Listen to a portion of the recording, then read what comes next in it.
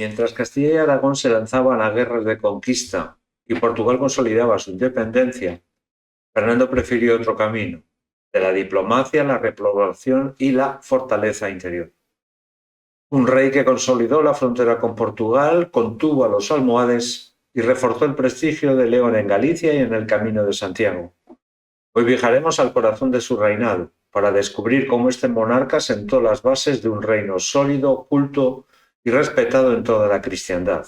Esta es la historia de Fernando II de León, el rey prudente que hizo grande a su reino sin necesidad de grandes conquistas. Tras derrotar a Alfonso I de Portugal en el asedio de Badajoz, Fernando II se centró en fortalecer su poder en Galicia.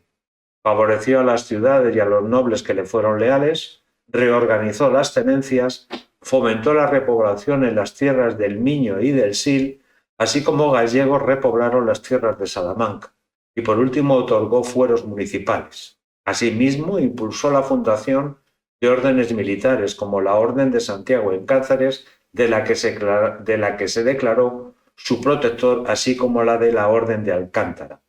Y también fomentó la construcción de monasterios, consolidando el cristianismo y la cultura. También estuvo muy ligado al Camino de Santiago, junto con León, pues los dos ciudades pilares de su política interior.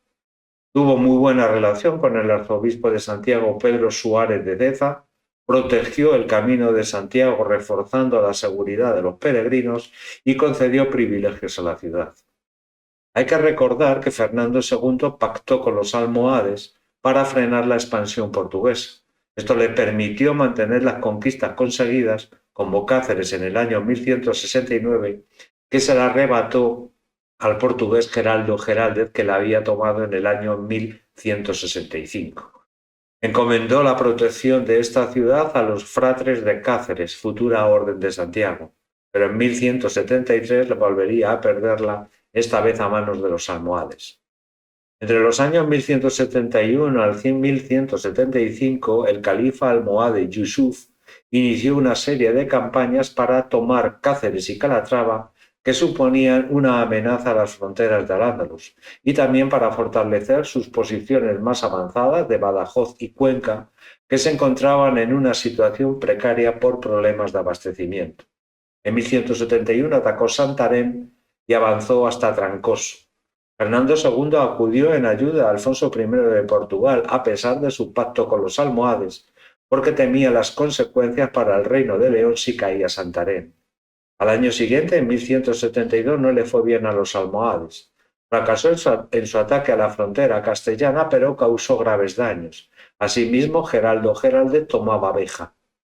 Sin embargo, Alfonso I de Portugal, ante la dificultad de defender una posición tan avanzada, negoció con Yusuf para establecer una tregua, además de abandonar la ciudad de Béjar. Ese mismo año, Alejandro III envió al cardenal Jacinto a la península para confirmar la creación de la diócesis de Ciudad Rodrigo, la aprobación de la Orden Militar de Santiago, armonizar la actuación de todos los reinos contra los almohades y clarificar la actitud de Fernando II respecto al pacto que tenía con los almohades. Por su parte, Fernando II aprovechó la estancia del cardenal para solicitar la dispensa de consanguinidad que validara su matrimonio con Urraca, la hija de Alfonso I de Portugal, con quien ya tenía un hijo, Alfonso, nacido en el año 1171. En julio de 1173, el cardenal se reunió en Soria con los reyes de León, Castilla y Aragón, sin abordar la resolución de los asuntos pendientes entre los reinos, ni dar solución a Fernando II en el tema de su dispensa matrimonial. Castilla y Portugal pactaron treguas de 5 años con los almohades, lo que le dejó a estos las manos libres para atacar al reino de León. En 1173 cayeron Alcántara y Cáceres y fueron evacuadas todas las tierras al sur del Tajo, que se refugiaron en Ciudad Rodrigo, que sufrió una serie de ataques, pero que resistió hasta la llegada de las tropas de Fernando II. La consecuencia de todo esto para el reino de León es que tuvo que endeudarse para hacer frente a tanto gasto militar. En 1176, Yusuf volvió a Marrakech, donde estaría 10 años, e hizo un balance, dijéramos, positivo de su primera campaña en la península. ya que reforzó las posiciones fronterizas tras las treguas con Castilla y Portugal y acabó con el avance de los leoneses. Sin embargo, no cosechó ninguna gran victoria. En 1177 en Tarazona se reunieron Fernando II, Alfonso VIII y Alfonso II. Se habló, entre otros asuntos, del litigio de las tierras fronterizas entre Castilla y León y de las futuras acciones contra los almohades. Por su parte, Fernando realizó una expedición que llegó hasta las cercanías de Jerez y consiguió un gran botín, no suficiente para paliar su endeudamiento. El interés mostrado por los reyes cristianos sobre los derechos de las futuras conquistas abría nuevos problemas fronterizos y planteaba necesidad para resolver los viejos problemas. En el año 1178 moría el conde Nuño Pérez de Lara, el que fuera regente durante la minoría de Alfonso VIII de Castilla durante el asedio de Cuenca. Su muerte desestabilizó la armonía que existía entre los reinos de León y Castilla en la zona fronteriza del Duero, y hubo muchos nobles que cambiaron su fidelidad entre los reinos de Castilla y León. El caso más sonoro fue el de la viuda del conde, Teresa Fernández de Traba, que sería la segunda esposa de Fernando II, ya que 3 años antes, en 1175, su matrimonio con Urraca de Portugal fue disuelto tras no conseguir la dispensa papal. Los objetivos de la unión entre Fernando y Urraca era atraerse a la nobleza gallega y a los Lar, antiguos enemigos de la guerra civil durante la minoría de Alfonso VIII, ya que Fernando se había enemistado con los Castro por su colaboración con los almohades en su ataque a Ciudad Rodrigo. Fernando convocó ese mismo año una curia extraordinaria en Salamanca. El objetivo era recuperar el territorio perdido y reanudar la reconquista. Se trataron temas a nivel interno como las relaciones entre los señoríos laicos y eclesiásticos, así como entre las órdenes militares españolas con la del Hospital. También se habló sobre la frontera con Castilla de una posible colaboración con el Reino de Aragón.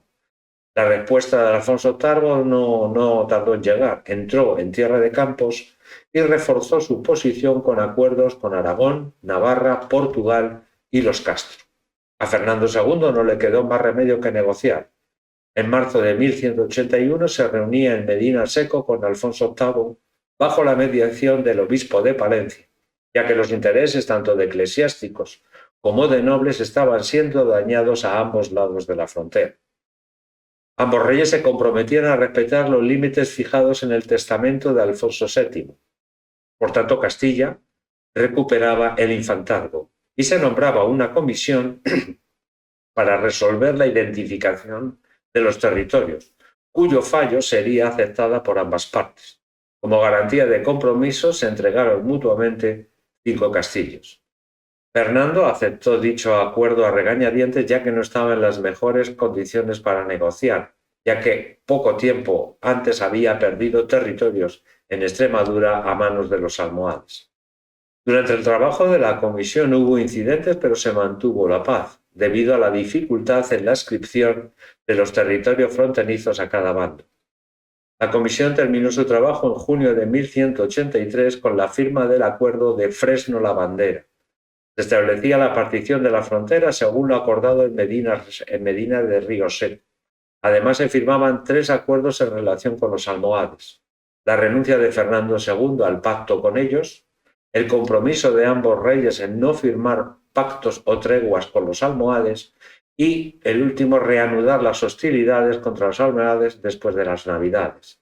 El incumplimiento de dicho acuerdo estaría penado con la excomunión. Fruto de este acuerdo fueron los ataques de Alfonso VIII, que arrasó los alrededores de Córdoba y mantuvo una guarnición en el castillo de Setefilla, en Lora del Río, y la expedición de Fernando II para la recuperación de Cáceres, que se había perdido en el año 1173.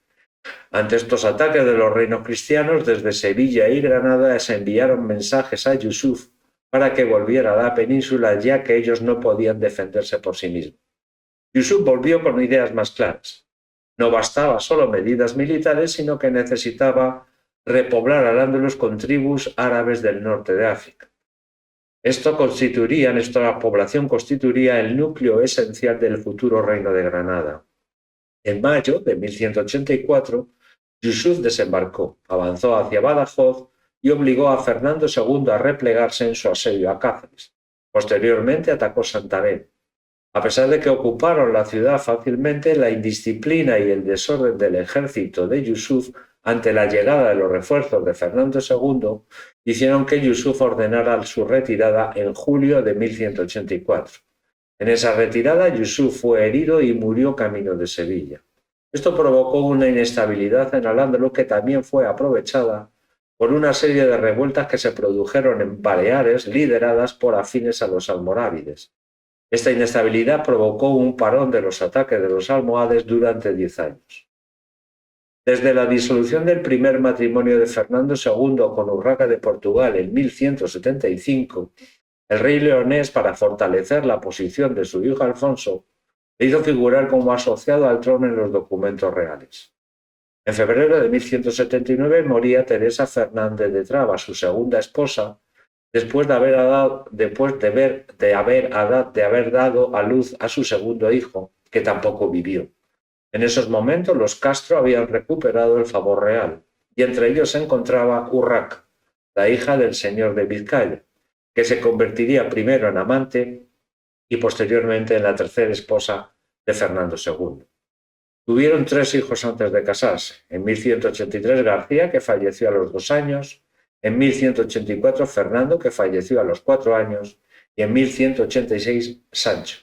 Este último sería utilizado en el pleito sucesorio alegando que Alfonso, el hijo que había tenido con Urraca de Portugal, había nacido en un matrimonio declarado ilegítimo. En 1187 Fernando II y Urraca López de Haro se casaron. Alfonso desapareció de los documentos reales y se sintió tan amenazado que se reunió en Galicia protegido por la familia de los Traba. En su viaje recibió la noticia de la muerte de su padre en enero de 1188.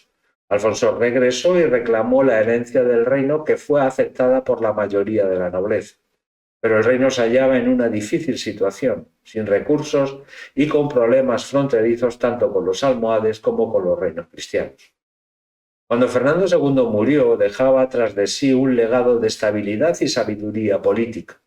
No fue un conquistador ni un cruzado, pero sí un rey que entendió su tiempo.